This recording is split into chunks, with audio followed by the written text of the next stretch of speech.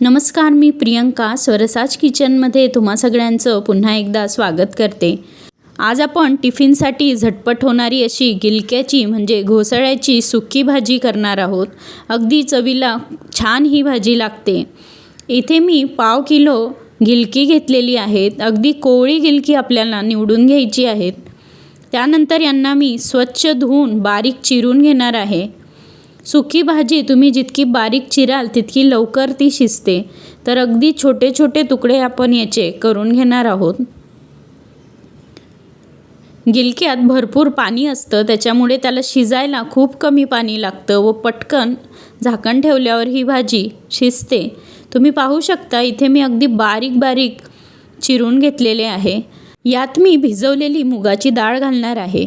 अगदी 20 ते 30 मिनिटं ही डाळ भिजवून घ्या, म्हणजे ती झटपट शिजते। त्यानंतर लसूण, कोथिंबीर आणि चिरलेले गिलके आपल्याला लागणार आहेत।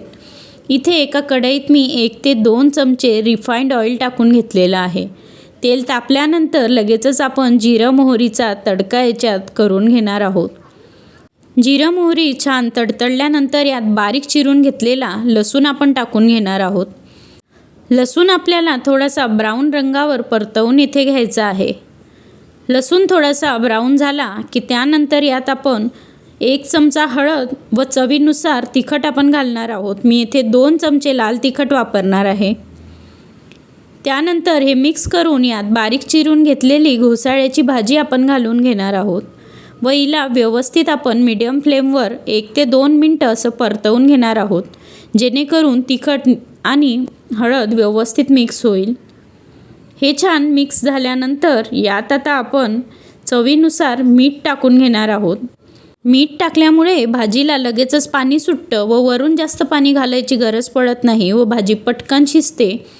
येथे माझं मीठ टाकून झालेलं आहे। पुन्हा याला आपण 1-2 मिनटं असंच मिक्स करून घेणार आहोत।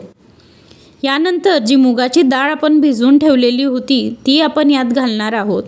मूग डाळ ऑलरेडी भिजलेली असल्यामुळे ही झटपटच शिजते। ही देखील मिक्स करून घेतल्यानंतर यात बारीक चिरलेला कोथिंबीर मी येथे घालत आहे। तुम्हाला हवं असल्यास तुम्ही शेवटी देखील हे घालू शकतात। त्यानंतर यात अगदी 1 ते 2 चमचा पाणी मी टाकून घेणार आहे व यावर आपल्याला झाकण इथे घालून द्यायचं आहे। 5 ते 10 मिनिटांनंतर तुम्ही पाहू शकतात अगदी छान आपली भाजी शिजलेली आहे। मूग डाळ देखील छान शिजली आहे। टिफिनला अशी भाजी नक्की बनवा। लहान मुलं मोठे आवडीने ही भाजी टिफिनला नेतील। तुम्हाला रेसिपी आवडल्यास स्वरसाज किचनला सबस्क्राईब जरूर करा आणि बेल आयकॉन देखील प्रेस करा। रेसिपी पाहिल्याबद्दल धन्यवाद।